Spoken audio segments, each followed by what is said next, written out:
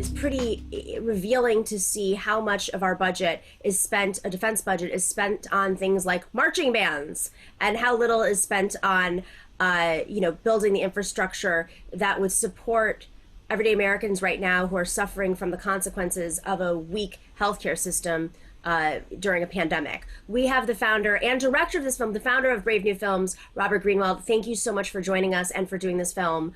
What inspired you to come out with this film right now?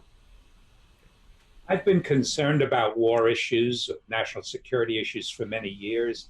In fact, I went to Afghanistan during the war there. I went to Pakistan around the issues of drones. So the national security component has always been of concern to me for many years.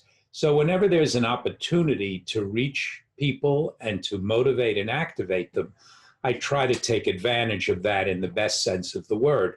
Right now, there's an opportunity, as tragic as COVID is, and not to in any way minimize it, people are aware of where our dollars are going, what our priorities are, in a way they've never been before. And for the first time, it does open up a larger group of people who care and say, wait a minute, why are we spending zillions of dollars on the Pentagon and nurses are writing out their last wills and testament? It doesn't fundamentally make sense. So we chose to do it now. We were fortunate enough to coincide with Senator Sanders' vote, which is going to be next week, on his amendment to reduce the budget by 10%. He participated, he's in the video as you saw, and Senator Warren. So the timing seemed right, and it's a tool to give people to say, send it around, call your senators, raise hell. We're probably not going to win this vote, but let's get as many people as we can sending a signal that enough of this waste is enough. I mean, you say waste. It truly is waste. To see the numbers when it comes down to marching bands and the couches.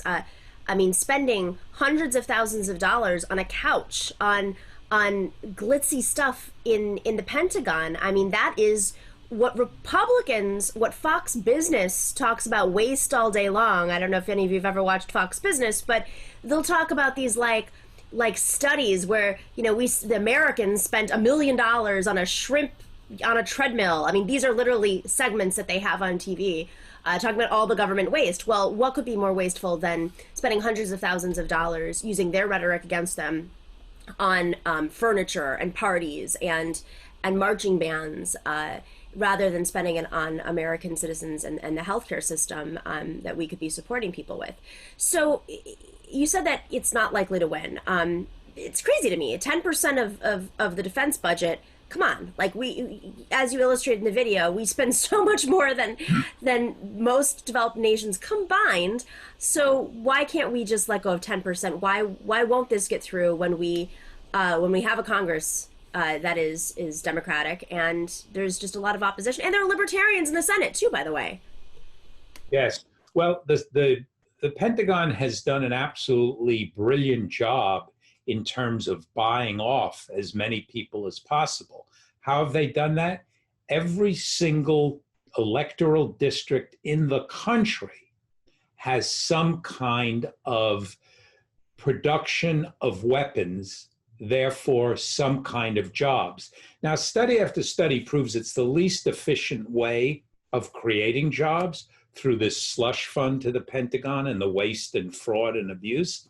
But when you have a job and you don't want to lose it and you're scared and there's not been a coherent, strong argument about how the money can be better used, your elected officials, in panic and in anxiety to keep their jobs, are going to say, oh, I can't vote for that, because they're going to get hammered. Pentagon also has tons of communication people and folks working round the clock to intimidate elected officials.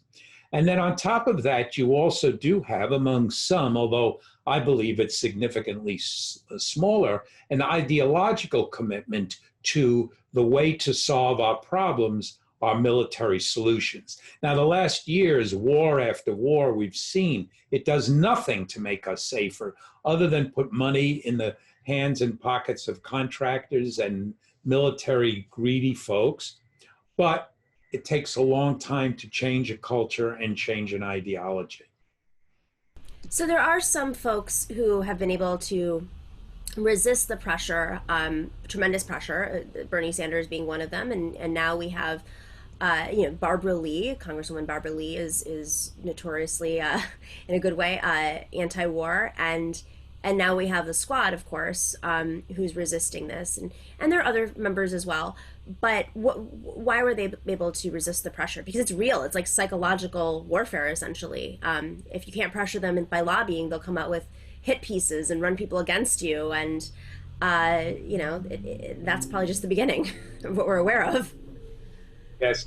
Well, it's the good news around electing people who have a real moral compass, who have a real sense of commitment, who stand for something. And I mean, we've all had these conversations where you get someone elected and you said, okay, the day after they're elected, now I have to spend all my time pressuring him or her to do the right thing. That is changing with the squad, with Sanders, with others. So that's real significant progress. And I think there's going to continue to be more of it. On the other hand, it is up to every single one of us to do something. There's the line from somebody on the right, I can't remember who it was years ago, said about George Bush, if he doesn't do something, I blame myself for not creating enough pressure. And I look at that and I think, there's some truth in that. So there's a vote next week. I hope every single one of your listeners and viewers will make 1 or 2 phone calls to their Senate offices. Even the senators who you feel confident are going to vote for this. They are counting phone calls, particularly now when people can't do in-person visits. It's a way of measuring the caring and the intensity that people have around reducing the military budget. And damn it, if ever there was a time to look at it, and we look at just a few of the smaller items, Pentagon doesn't provide an audit of the money they spend. The abuse is extraordinary, year after year after year, program after program. So I urge every one of you to take action, make those 2 phone calls, and we will ultimately win this fight. Thank you for watching and listening to the Nomiki Show. Make sure to click like and subscribe on YouTube and share with everybody on social media. And of course, if you're not a patron already, please join us on patreon.com/The Nomiki Show for as low as $5 a month. That money makes a huge difference. We don't have the corporate money coming in. We're not cable news that's raking in the dough from advertisers right now as everybody's sitting at home and watching. It is really you guys who are keeping us together. So please consider being a patron. And for those of you who have already, we are incredibly grateful to you.